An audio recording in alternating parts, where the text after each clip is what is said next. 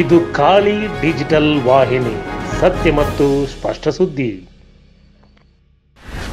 ಉತ್ತರ ಕನ್ನಡ ಉದ್ಯಮಿ ವಿನಾಯಕ ಕೊಲೆಗೆ ಕಾರಣವಾಯಿತು ಅಕ್ರಮ ಸಂಬಂಧ.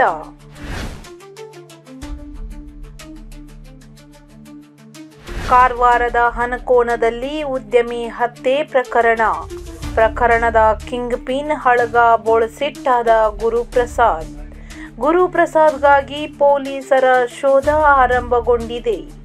ಕಿಂಗ್ ಪಿನ್ ಸೂಚನೆ ಹಿನ್ನೆಲೆ ಉದ್ಯಮಿಯನ್ನು ಕೊಲೆ ಮಾಡಿದ್ದ 3 ಆರೋಪಿಗಳು ವಶಕ್ಕೆ ಪಡೆಯಲಾಗಿದೆ.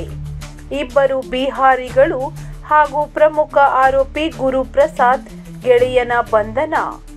ಆರೋಪಿಗಳನ್ನು ಚಿತ್ತಾಕುಲ ಪೊಲೀಸ್ ಠಾಣೆಗೆ ಕರೆ ತರುತ್ತಿರುವ ಪೊಲೀಸರು.